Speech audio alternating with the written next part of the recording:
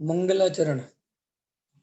मंगलम भगवान वीरो मंगलम गौतमो गढ़ी मंगलम कुंद कुंदार्यो जैन धर्मोस्तु मंगलम सर्व मंगल मंगल्यम सर्व कल्याण कारकम प्रधानां सर्वधर्माणां जैनम जयतु शासनम।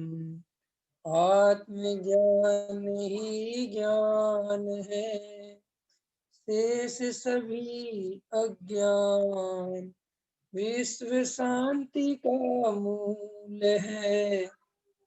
वीतराग विज्ञान वीतराग विज्ञान तीन लोक में शान वीतराग विज्ञान का घर घर होए प्रसार।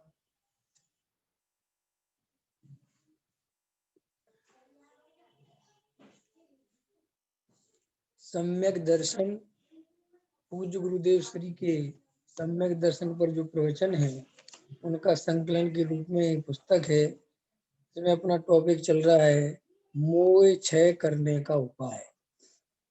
इसमें पुण्य पाप से रहित अनंत भगवान के स्वरूप पे चर्चा आई थी। इस पे अपन ने चर्चा ली थी। उसी क्रम में अपन थोड़ा सा पढ़ते हैं फिर देखते हैं।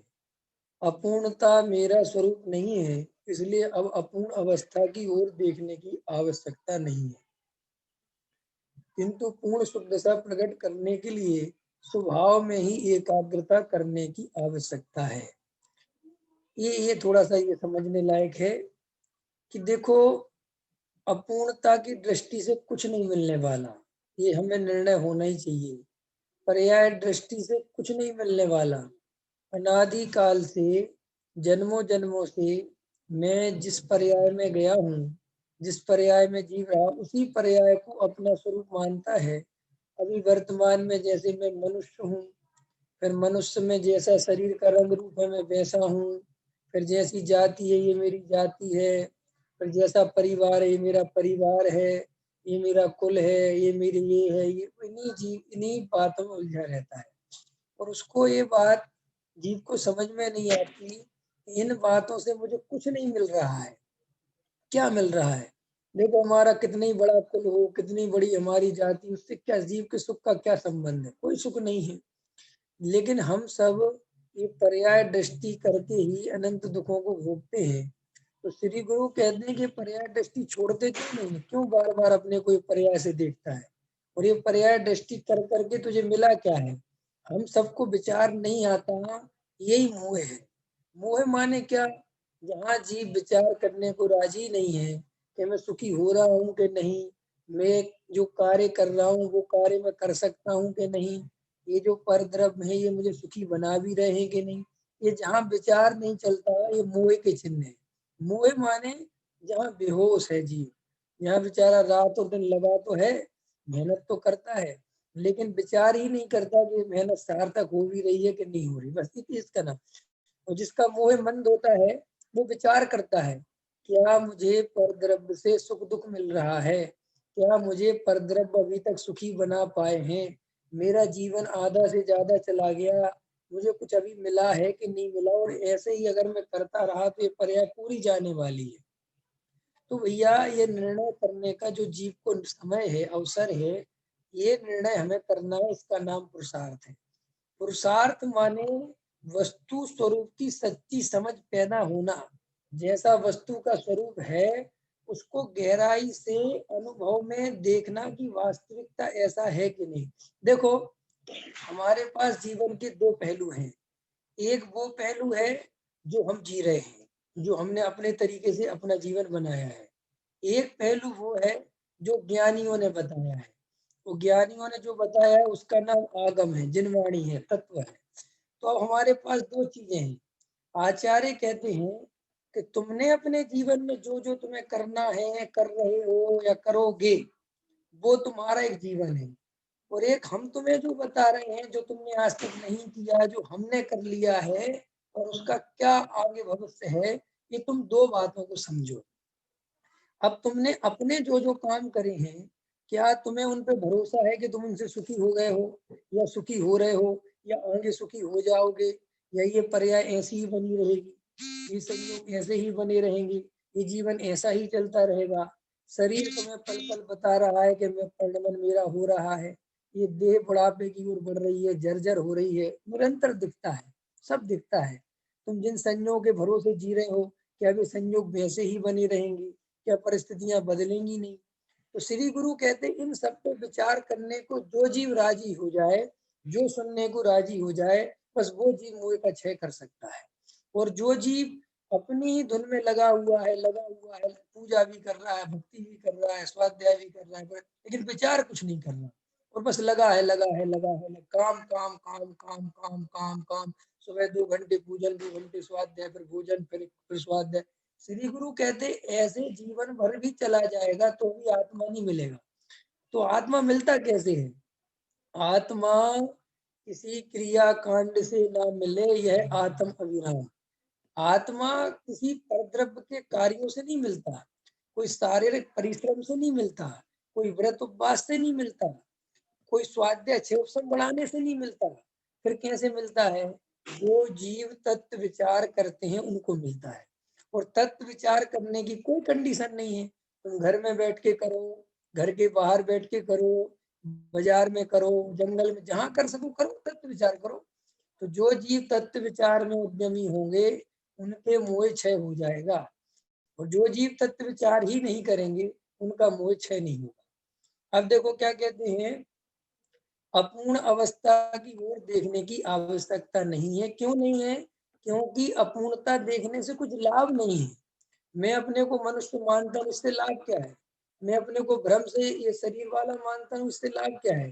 देखो, हम रात और दिन इस शरीर का ध्यान रखते हैं, फिर भी शरीर अपनी योग्यता के अनुसार निरंतर उसका परिणमन जैसा होना है होता है कि नहीं होता?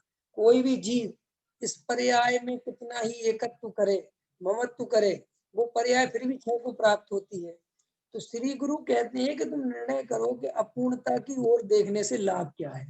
स्त्री, पुत्र, मकान, दुकान, संयोग, धन, जो भी है, इनकी तरफ लक्ष्य करने से मिलता क्या है? कुछ नहीं मिलता। ये सब चूकता जाता है, जीव सब चूक जाता है। और क्या कहते हैं, किंतु पूर्ण शुद्ध दशा प्रकट करने के लिए स्वभाव में ही एकाग्रता करने की आवश्यकता है। ख्याल में आया? अब ये थोड़ा समझना, किंतु पूर्ण शुद्ध दशा को प्रकट करने के लिए स्वभाव में ही एकाग्रता करने की, ये पूर्व पूज्य गुरुदेव के प्रवचन है, ये अपन, मैं तो कह नहीं रहा हूँ, क्या कह रहे हैं? पूर्ण शुद्ध दशा को प्रकट करने के लिए स्वभाव में ही एकाग्रता करने की आवश्यकता है। कुछ लोगों का ऐसा मानना रहता है तो मैं तो परिपूर्ण त्रिकाली ध्रुव हूँ, पर्याय की चर्चा करना ही नहीं, पर्याय के बारे में बात ही नहीं करना चाहिए, सिर्फ एक त्रिकाली ध्रुव के बारे में बात करना चाहिए, त्रिकाली ध्रुव। लेकिन वास्तव में गहराई से विचार करना चाहिए। त्रिकाली ध्रुव की चर्चा करने से, अपने स्वरूप में रमने से राग देश कम होते हैं। और अगर सारी चर्चा करते हैं और राग देश ज्यों के त्यों बने रहते हैं तो वो चर्चा सार्थक नहीं है। राग देश कम होने चाहिए, राग देश कमजोर पड़ने चाहिए, मुँह का दुख भासना चाहिए, कसाएं पर द्रव्य है, पराई है, ये कहकर चाहे जितना राग देश बना रहे और हमें कोई तकलीफ नहीं हो, तो वास्तव में हमने अभी मात्र कहना सीखा है। देखो, लोक में भी कैसी व्यवस्था है, लोक में भी, संसार में भी, जब हमने किसी को परद्रव्य कह दिया, जैसे ऐसा समझ लो, हमने अपना एक मकान ले लिया, खरीद लिया एक मकान, तो जैसे वो मकान खरीदते ही उसमें अपनापन हुआ, तो उस मकान में फिर कोई रह रहा हो तो वो हमें भार लगता है कि भैया तुम जल्दी खाली करो, जल्दी खाली करो, यहाँ से निकलो।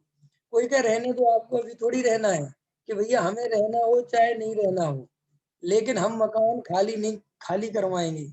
श्री गुरु कहते हैं, अगर तुम्हें अपना त्रिकाली ध्रुव भगवान आत्मा दृष्टि में आ गया है तो तुम्हें ये कसाय का दुख दिखाई देगा। मिथ्या दृष्टि माने क्या? मिथ्या दृष्टि माने जिसे पर द्रव्य दुख सुख का कारण दिखाई देता है, कसाय दिखाई नहीं देती। और सम्यक दृष्टि माने क्या? जिसे आकुलता का कारण अपनी ही कसाएं दिखाई देती हैं और वो उनके क्षय का उपाय जानता है कि अपने स्वरूप में रमना। अब अपने स्वरूप में रम पाए अथवा नहीं रम पाए वो दूसरा मैटर है, लेकिन उसे वे कसाएं ये मेरा स्वरूप नहीं है, लेकिन आकुलता जन्य है और मेरे स्वरूप से मुझे दूर करती हैं, ये उसे प्रति समय भासता है कि नहीं भासता। और अगर कसाय का दुख ही नहीं लगे तो कसाय का नाश क्यों करें? अरे हमें कोई चीज का दुख ही नहीं लगे, हमें उसमें तकलीफ ही नहीं हो, तो हम उसके नाश का उपाय क्यों करें? समझ में आता कि नहीं आता? देखो ये साफ साफ लिखा गुरुदेव ने, अपूर्ण अवस्था की देखो, किंतु पूर्ण शुद्ध दशा प्रकट करने के लिए स्वभाव में ही एकाग्रता करने की आवश्यकता है। कई लोग ऐसा कहते हैं कि अरे साहब मैं तो बना बनाया भगवान हूँ, मेरे को तो केवल ज्ञान की पर्याय भिन्न है। भाई केवल ज्ञान की पर्याय भिन्न है, ये किस अर्थ में कहा? क्यों कहा इस अर्थ में कि पर्याय का लक्ष्य नहीं करना? अभी केवल ज्ञान की पर्याय है ही नहीं, और जिनकी केवल ज्ञान की पर्याय है वो केवल ज्ञान की पर्याय जिनको हो गई उनको कुछ समझाने की जरूरत है? सुनील जी, पंकज जी, कुछ समझाने की जरूरत है? नहीं समझ में आया? जैसे कई लोग कहते हैं मैं तो सब केवल ज्ञान से भिन्न हूँ। अरे भैया तुम्हें पास है केवल ज्ञान, तो तुम भिन्नता की बात कर रहे हो, तो फिर क्यों कहा आचार्यों ने? इसलिए कहा कि कोई जीव आत्मा का ध्यान करने बैठे, अपने स्वरूप में लगने की सोचे, तो वो केवल ज्ञान का ध्यान ना करने लगे कि भगवान केवल ज्ञान कब आएगा, ये अब आ जाए अब आ जाए, केवल ज्ञान के बिना तो जिंदगी बेकार है। तो उन्होंने कहा अगर तुम ऐसे लगोगे तो तुम्हें कभी त्रिकाली ध्रुव नहीं मिलेगा। इसलिए उन्होंने केवल ज्ञान से भेद ज्ञान कराया कि केवल ज्ञान भी तेरा स्वरूप नहीं है। क्यों? कि वो एक समय की पर्याय है, तू तुझसे न्यारा है, इस अर्थ में है। इस अर्थ में नहीं है वो कि अभी वर्तमान में राग देश का तो ठिकाना नहीं और मैं तो केवल ज्ञान से भी भिन्न हूँ, ऐसी बात करके अपने ही मुंह मियाँ मिट्टू बन के शांति सो जाओ। ख्याल में है कि नहीं है? इसके लिए स्वरूप नहीं है। अरे भाई, जब केवल ज्ञान से भिन्न की बात चल रही है तो इसका अर्थ है कि राग देश तो प्रत्यक्ष महाभिन्न दिखनी चाहिए। और भिन्न दिखने चाहिए माने कि जो चीज भिन्न दिख गई फिर उसका साथ पसंद नहीं है ना। अरे बोलो, जो चीज भिन्न दिख गई, बोलो विवेक जी, तुम्हारे और मेरे दिल नहीं मिले, समझ गए, मन नहीं मिले, है ना? अब मैं तुमसे कहूँ कि मैं तुम्हारे घर आने वाला हूँ, तुम क्या कहोगे कि मैं तो घर पे ही नहीं हूँ, मैं तो बाहर जा रहा हूँ, अभी आप मत आना। क्यों? कि भैया जब हमारा आपसे मन ही नहीं मिलता तो हम आपको घर क्यों बुलाएंगे? ऐसे ही श्री गुरु कहते हैं, जिस जीव ने राग देश को भिन्न देख लिया वो राग देश के साथ रहेगा कैसे? निरंतर उसे राग देश दिखाई देंगे कि मेरे से भिन्न है, आकुलता रूप है। कैसे हैं ये? कैसे हैं दिखाई देंगे? दिनेश जी समझ में आ रहा कि नहीं? अरे भाई, आपका और मेरा मन नहीं मिलता और जबरदस्ती में आपके गले पड़ भी जाओ तो तुम्हें दुख दिखाई देगा कि नहीं दिखाई देगा? भेद भी दिखाई देगा और दुख भी दिखाई देगा। क्या कहा मैंने? भेद भी दिखाई देगा और दुख भी दिखाई देगा। ऐसा नहीं होता कि भेद तो दिखाई देता है लेकिन हम तो विवेक जी के साथ आराम से रह लेंगे। आराम से कैसे रह लोगे भाई? आराम से कैसे रह लोगे? ख्याल में है कि नहीं आया? तो कई लोग ऐसा कहते हैं अरे साहब पर्याय की तो चर्चा करनी नहीं चाहिए। पर्याय की चर्चा करने से डरना क्या?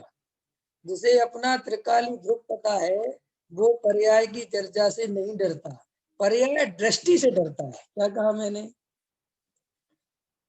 अगर कोई पर्याय की बात कर रहा है तो ऐसा नहीं कि उससे निषेध करो। हाँ, पर्याय की चर्चा सुनने में कोई बात नहीं, पर्याय की क्या स्थिति है, पर्याय कैसे उत्पन्न होती है, राग द्वेष की क्या स्थिति है, ये कैसे आपको इनमें समझने में क्या बुराई है। लेकिन पर्याय दृष्टि दुखदाई है, पर्याय दृष्टि नहीं करना। लेकिन कोई पर्याय दृष्टि के नाम पर पर्याय का ही निषेध करने लगे तो वो वस्तु स्वरूप नहीं समझ पाया, आधा अधूरा वस्तु। कहते हैं ज्ञानी जन कहते हैं कि हमारे वस्तु स्वरूप में जैन दर्शन की सबसे बड़ी विशेषता तो यही है कि वो जो नए विभाग को रखता है तो वो ये कहता है कि एक आंख बंद करनी है थोड़ी देर के लिए। जब हम द्रव्य की बात कर रहे हैं आंख फोड़नी नहीं है। क्या कहते हैं?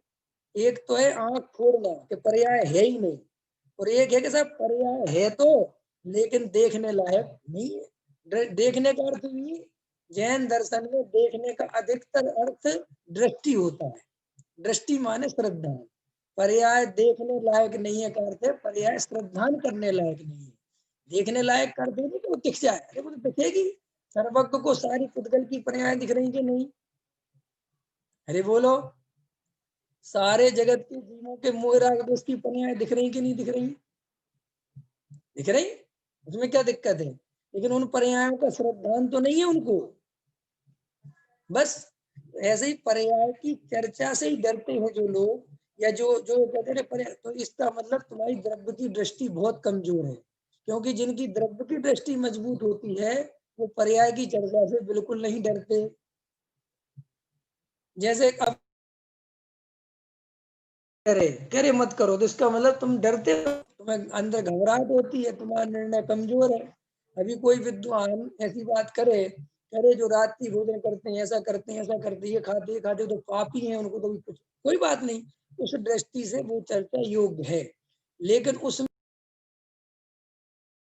घबराओ मत, वो एक नए है, उसमें ऐसी ही चर्चा आती है और तुम डरते हो, उसका मतलब अभी तुम्हें वस्तु स्वरूप पता नहीं है।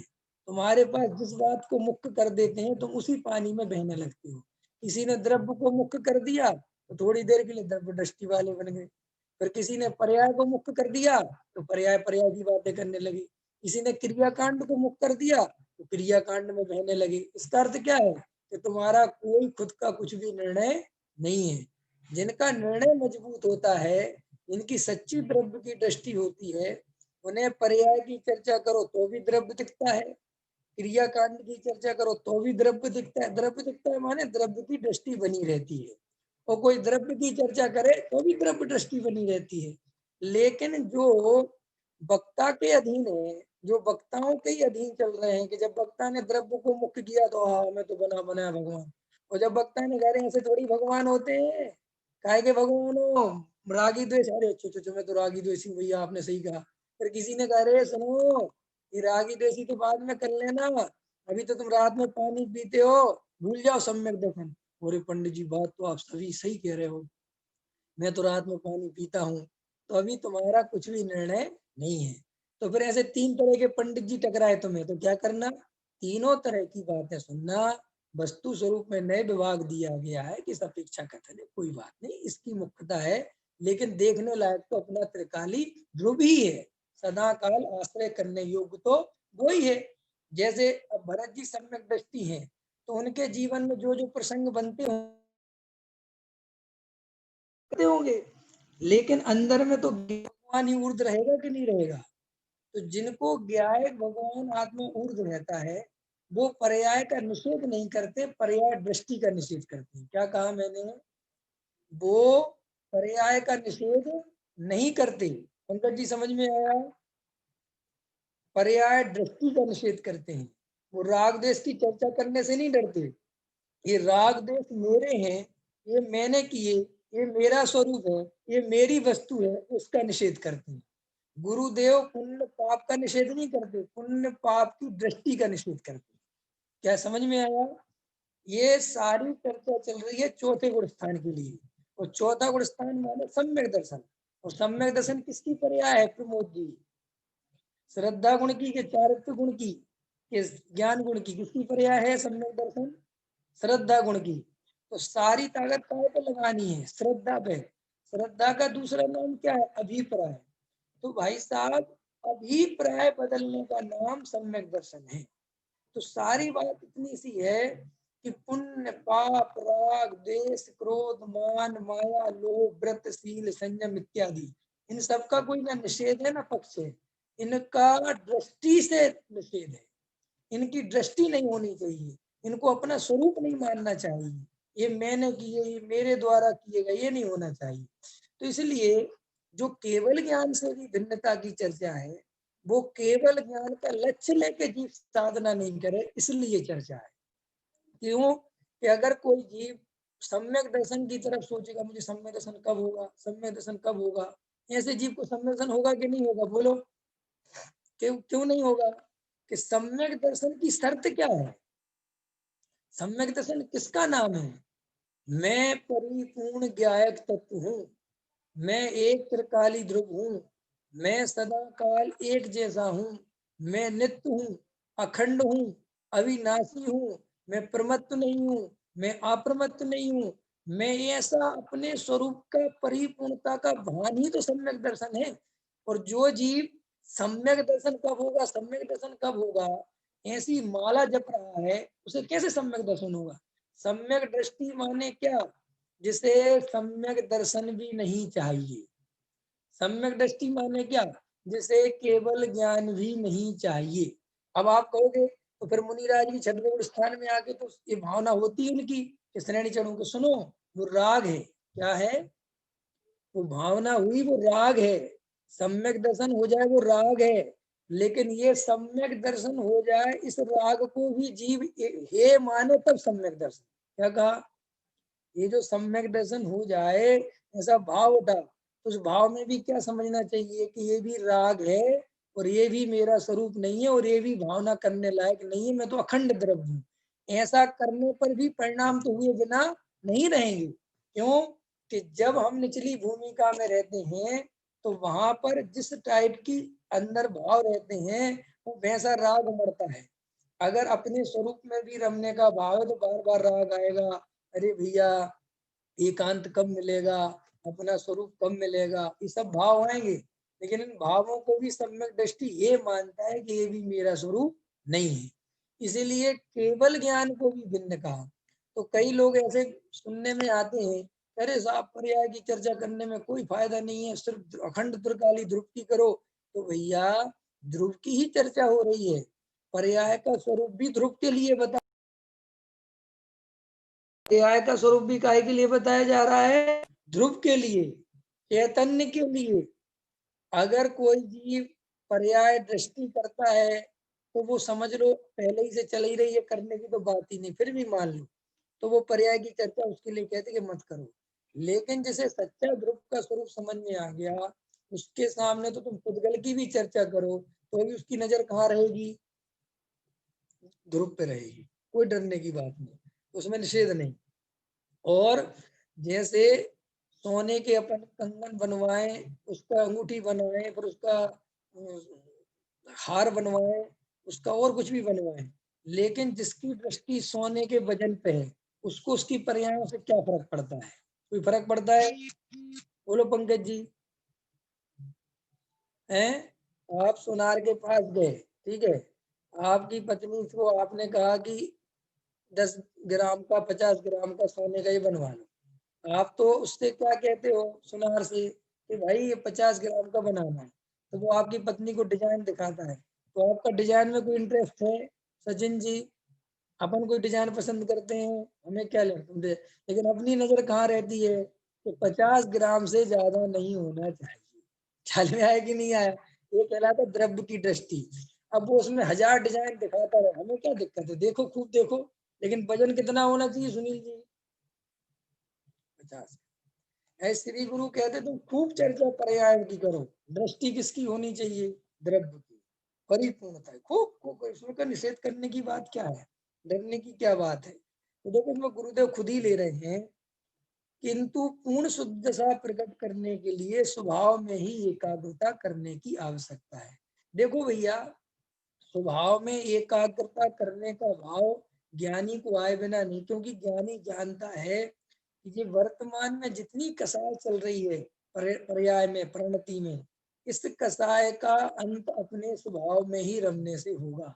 तो वो अपने स्वभाव में एकाग्रता करता है, पर्याय दृष्टि नहीं करता, पर्यायों के पीछे नहीं पड़ता।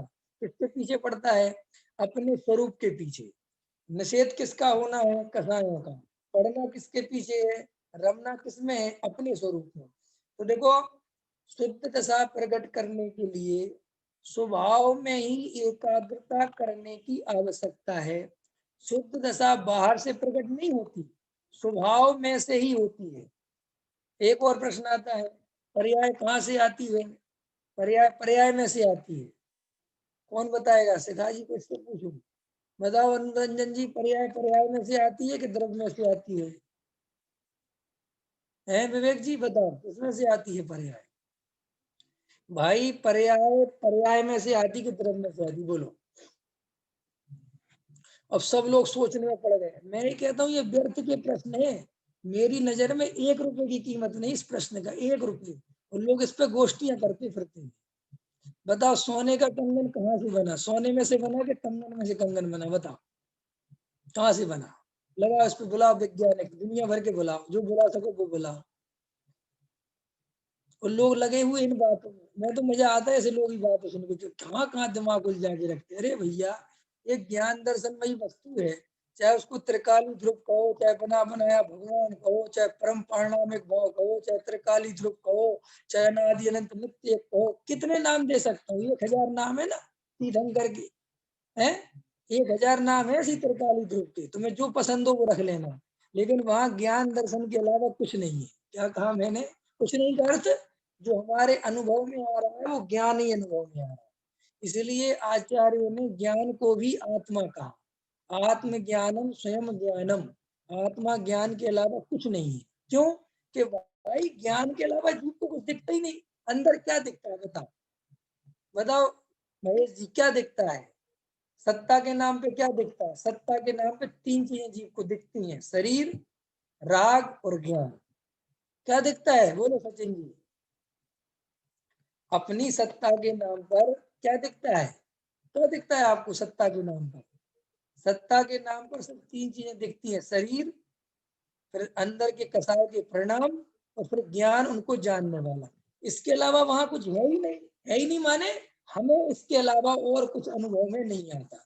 अब आचार्य सीधी बात कहते हैं, तुम अपने को शरीर वाला मानते हो, इसका नाम मिथ्या दर्शन है। तुम अपने को राग देश वाला मानते हो, इसका नाम मिथ्या दर्शन है, इसका नाम। और तुम अपने को अखंड ज्ञान स्वरूप मानते हो, इसका नाम सम्यक दर्शन। इसके अलावा है क्या? क्या है? अब द्रव्य गुण पर्याय की भी चर्चा कर लो। क्या है ये द्रव्य गुण पर्याय? बोलो क्या है द्रव्य गुण पर्याय? कौन बताएगा? पर्याय की, पर्याय किसे कहते हैं? क्या है पर्याय की परिभाषा? गुणों के परिणमन को पर्याय कहते हैं, के समूह को द्रव्य कहते हैं। इसमें क्या क्या बताओ? अब किसका क्या है, किसका क्या है? अरे भाई ले दे के गुणों के समूह का नाम द्रव्य है, और उन्हीं गुणों के परिणमन का नाम पर्याय है।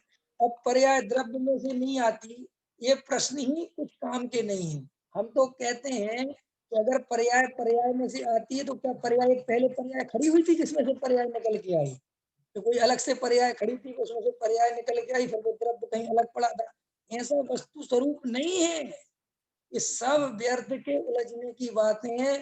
क्या कहते हैं, बाल की खाल निकालने की बातें, जिनका कोई लेना देना नहीं।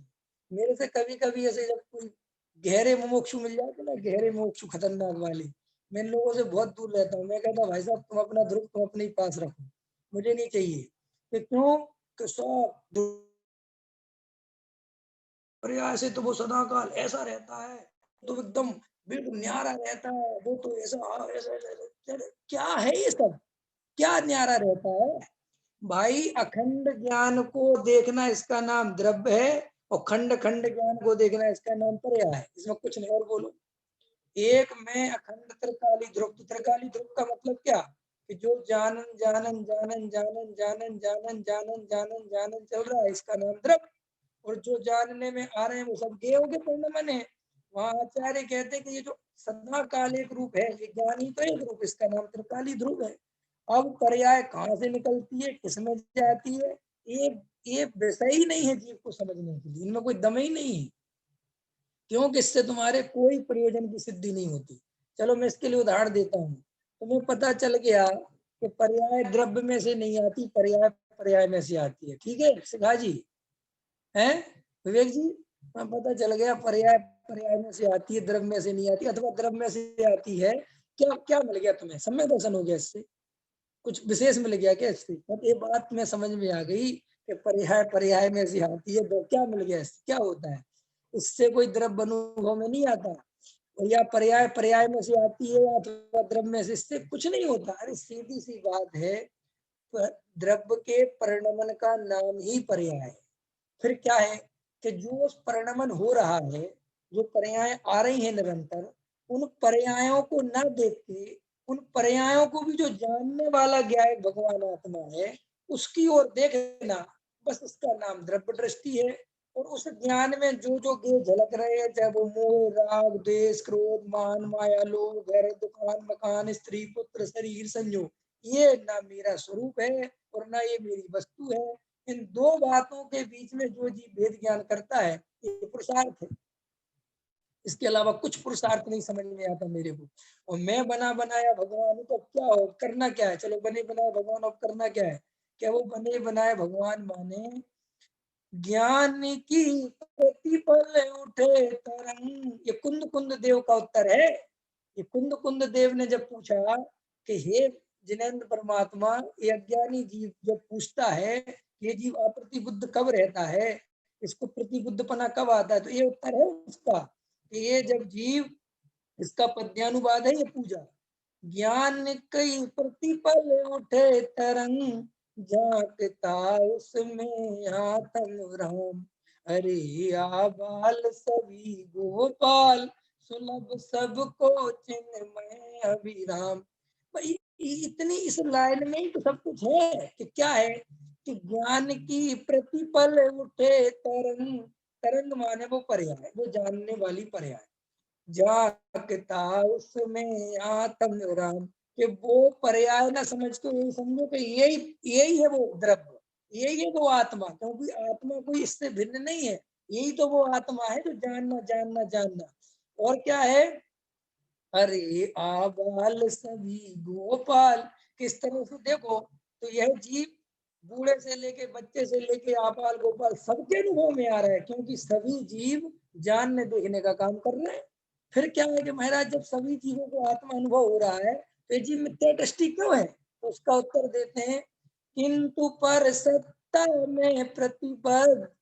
किंतु ये जीव उस ज्ञायक भगवान आत्मा को, उस जाननहार को ना देखकर, वो जो परद्रव्य उसके ज्ञान में झलक रहे हैं, जो गेय झलक रहे हैं, वो उन गेयों की मुख्यता से उन परद्रव्य में ही एकत्व मत करके बैठा रहता है और उन्हीं को देखता रहता है, इसलिए मिथ्या दृष्टि है। इतनी सी तो बात है, इससे ज्यादा और क्या है? बोलो।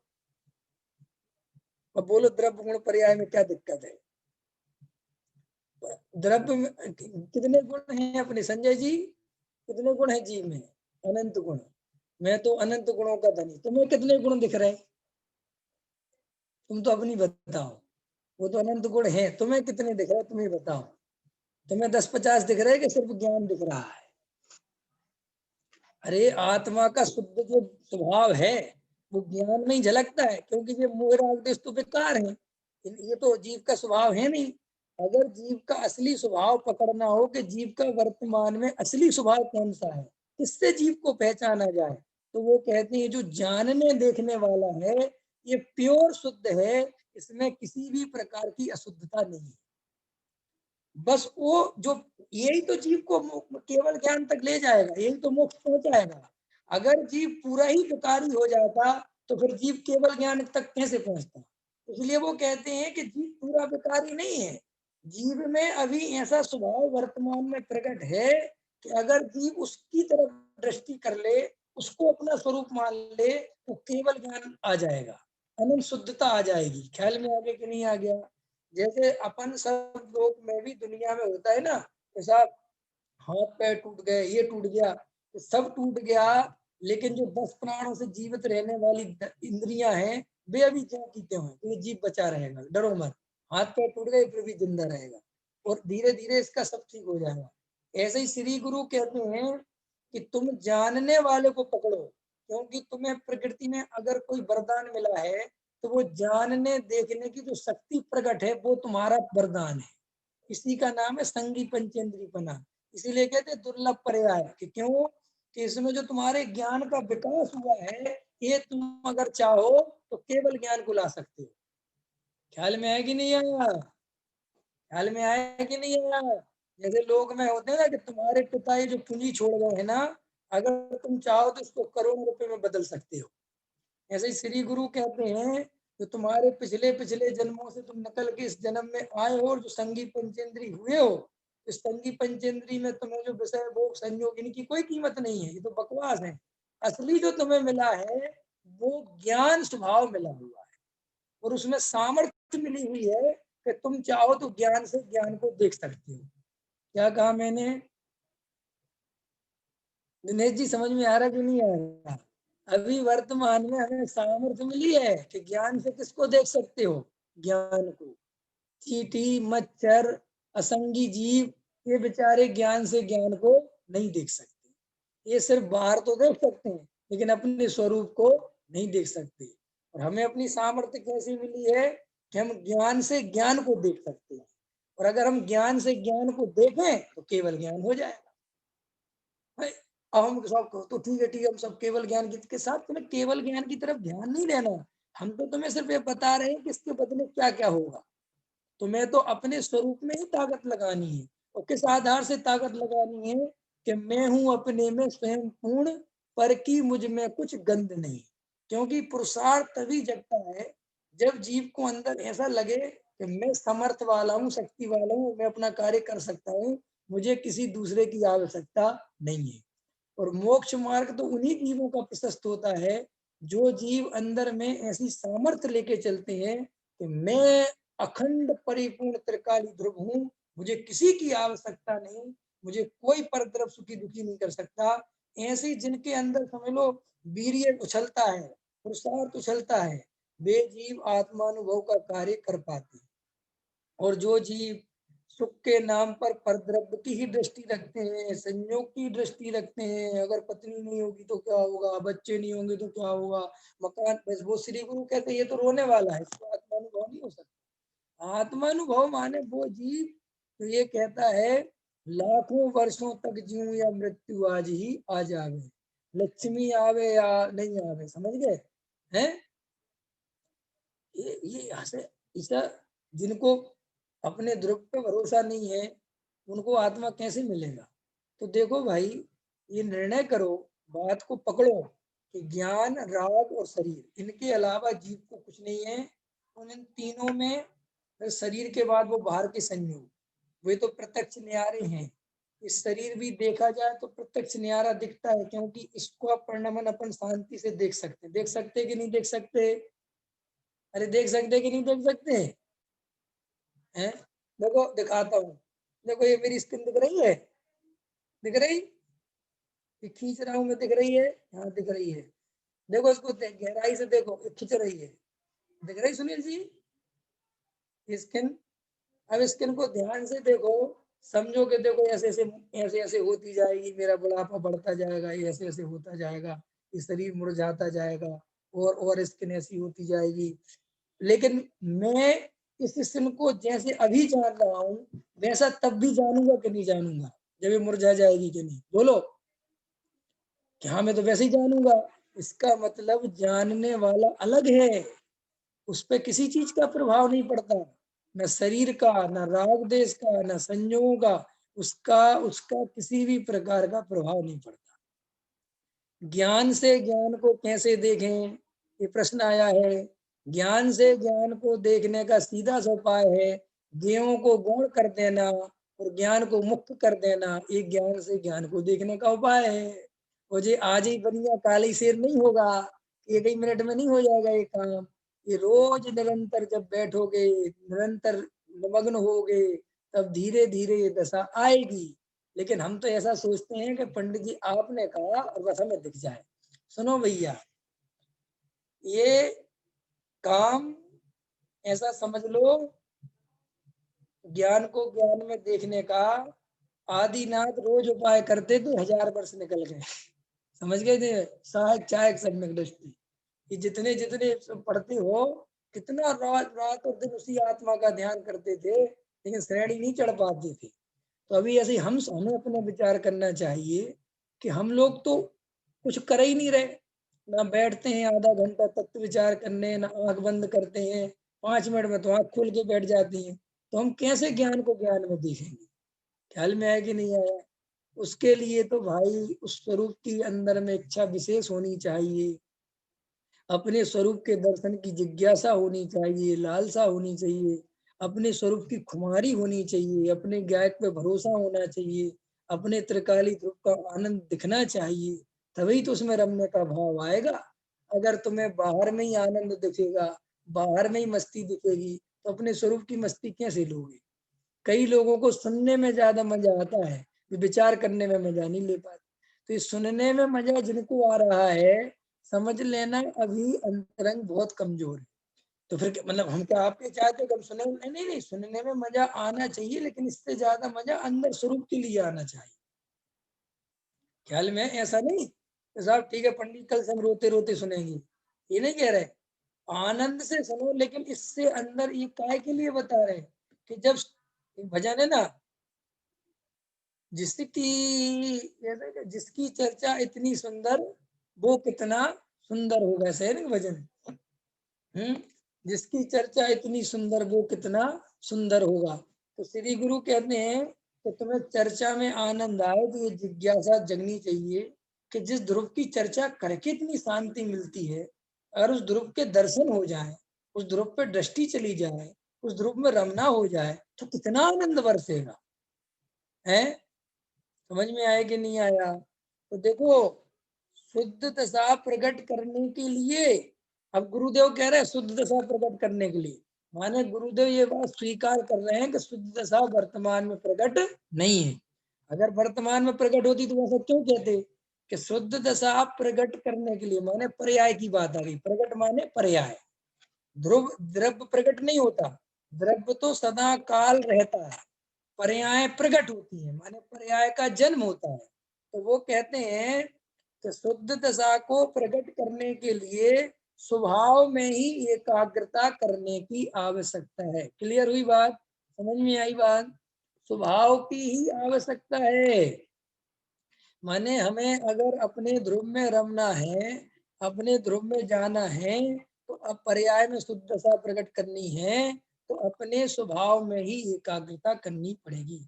ये उन लोगों के लिए विशेष है जो ऐसा मानते हैं कि गुरुदेव तो पर्याय में भी शुद्ध मानते थे। नहीं, गुरुदेव पर्याय की बराबर खबर रखते हैं, और वो हमेशा पर्याय की बात आती है तो उसी आधार से करते हैं। लेकिन चूंकि उनकी दृष्टि मुख्यतः ध्रुव की होती है, उनको ध्रुव पे विशेष बल देते हैं। तो देखो कितना साफ साफ लिखा है, शुद्ध दशा बाहर से प्रकट नहीं होती, स्वभाव से ही होती है। ये इस अर्थ में समझो कि जो लोग ऐसा मानते हैं कि पूजा पाठ भक्ति व्रत शील संयम मुनिराज बन जाओ, कपड़े उतार दो तो शुद्ध दशा हो जाएगी, नहीं। शुद्ध दशा का आधार वो शुद्ध स्वभाव है। क्या कहा मैंने? शुद्ध दशा का आधार शुद्ध स्वभाव है। गंगा जी में स्नान करना नहीं है, मंदिर जी में पूजा करना नहीं है। ख्याल में आया कि नहीं आया? और क्या है? स्वभाव में से प्रकट होने वाली अवस्था को प्रकट करने के लिए स्वभाव में ही एकाग्रता करनी पड़ेगी। तुम अपने द्रव्य स्वभाव को प्रकट करना चाहते हो ना, स्वभाव चाहते हो ना, तो वो कहते स्वभाव का ही अवलंबन लो। अरे भाई, सोने के जेवर सोने में से बनेंगे सुनील जी या पीतल में से? प्रमोद जी बताओ, यहाँ बताओ बताओ। पर्याय जो जो सोने के जेवर हैं, गहने हैं, वो सोने में से बनेंगे कि पीतल के उसमें से बन जाएंगे? ऐसे ही श्री गुरु कहते हैं अगर शुद्ध दशा प्रकट करनी है तो वो शुद्ध स्वभाव का ही अवलंबन लेना पड़ेगा। ऐसा नहीं हो सकता कि क्रिया जड़ की हो और शुद्ध दशा चेतन की हो जाए, ऐसा वस्तु का स्वरूप नहीं है। अगर तुम्हें पर्याय में वीतरागता चाहिए है तो वीतराग स्वभाव का ही अवलंबन लेना पड़ेगा। अगर तुम्हें पर्याय में केवल ज्ञान चाहिए है तो केवल ज्ञान स्वभावी आत्मा का आश्रय लेना पड़ेगा। ये सीधा सा गणित है। और राग देश मोह के परिणाम चाहिए तो जिनका अवलंबन ले रखा है लिए रहो, वो तो अपने आप हो ही रहे, उनके लिए तो चर्चा करने की जरूरत है नहीं। स्वभाव में से प्रकट होने वाली अवस्था को प्रकट करने के लिए स्वभाव में ही एकाग्रता करनी है। देखो फिर आगे क्या कहते हैं, इतना जान लेने पर यह धारणा दूर हो जाती है कि किसी भी अन्य पदार्थ की सहायता से मेरा कार्य होता। बस ये इतना समझाना चाहती कि तुम्हें जो हर समय परद्रव्य दिखाई देता है सुख दुख के नाम पर, वो मिथ्या मानता दूर हो जाए। तुम्हें धर्म के नाम पर भी परद्रव्य दिखता है और कर्म के नाम पर भी परद्रव्य दिखता है। बोलो, हमें धर्म के नाम पर भी क्या दिखता है? जड़ की क्रिया। धर्म के नाम पर भी क्या दिखता है? परिणाम। हमें धर्म के नाम पर अपना त्रिकाली ध्रुव नहीं दिखता, अपनी परिपूर्णता नहीं दिखती, ये अज्ञान है, ये मिथ्यात्व है। हमें कर्म के नाम पर भी परद्रव्य ही दिखता है कि नहीं? संजय भैया समझ में आ रहा कि नहीं है? लोग कर्म के नाम पर पहले खाते हैं और धर्म के नाम पर छोड़ते हैं, दो ही तो बातें जानते हैं। पहले कर्म के नाम पर कमाते हैं, कमाओ कमाओ कमाओ, कि साहब अब धर्म करना है, कब छोड़ो छोड़ो छोड़ो। तो ये यही हमारी आदत है कि धर्म के नाम पर छोड़ना दिखता है, कर्म के नाम पर पकड़ना दिखता है। तो श्री गुरु समझाते हैं कि भाई साहब ये दोनों ही तुम्हारी मिस्टेक है। ना परद्रव्य से सुख होता है, ना परद्रव्य से दुख होता है, और परद्रव्य से जब कुछ होता ही नहीं तो उसको छोड़ने से धर्म कैसे हो जाएगा? तो फिर धर्म कैसे होता है और अधर्म कैसे होता है? स्वयं द्रव्य को भूलने से अधर्म होता है और स्वयं द्रव्य को जानने से धर्म होता है। बस इतनी सी बात। तो क्या कहते हैं, इतना जान लेने पर यह धारणा दूर हो जाती है कि किसी भी अन्य पदार्थ की सहायता से मेरा कार्य होता है। वर्तमान पर्याय में जो अपूर्णता है, देखो फिर चर्चा ले रहे हैं, वर्तमान पर्याय में जो अपूर्णता है वह स्वभाव की एकता के पुरुषार्थ के द्वारा पूर्ण करना है। मात्र ज्ञान स्वभाव में ही क्रिया करनी है। देखो फिर ले रहे गुरुदेव, मात्र जो अपन ने पहले चर्चा की ना उसको गुरुदेव खुद ले रहे हैं कि तुम्हें तो मात्र ज्ञान स्वभाव में ही क्रिया करनी माने उस ज्ञान स्वभाव में ही एकत्व करना, उसमें ही अपनापन करना, उसको ही जानना, उसमें ही रमना, इसका नाम है ज्ञान स्वभाव में ही क्रिया करना। यहाँ प्रत्येक पर्याय में सम्यक पुरुषार्थ का ही काम है, बस यही सम्यक पुरुषार्थ चाहिए। इसी से सम्यक दर्शन होगा, इसी से सम्यक ज्ञान होगा, इसी से सम्यक चारित्र्य होगा, इसी से सुख प्रकट होगा और मोक्ष भी इसी से मिलेगा, केवल ज्ञान भी इसी से आएगा। और कुछ नहीं करना है, अपने ज्ञान स्वभाव में रमना है। क्लियर होगी सब बातें? अभी समझ में आ गया कि नहीं आ गया? सारा समझ में आया? तो हम सबको ज्ञान स्वभाव में ही रमना है और ज्ञान स्वभाव वर्तमान में प्रकट है। यही मेरा स्वरूप है, यही मेरी आत्मा है, यही मैं हूँ, यही मेरी वस्तु है, ऐसा निर्णय करना, बार बार ज्ञान स्वभाव को देखना, बार बार उसमें रमने का प्रयत्न करना, पुरुषार्थ करना, यही पुरुषार्थ है। यही तत्व विचार की श्रेणी में भी चला जाता है। हम सब ऐसा तत्व विचार करें, ज्ञान को ज्ञान में देखें और ज्ञान स्वभावी स्वभाव में रम जाए। ऐसी मंगल भावना के साथ अभी की बात पूरी करता हूँ। सहजानंद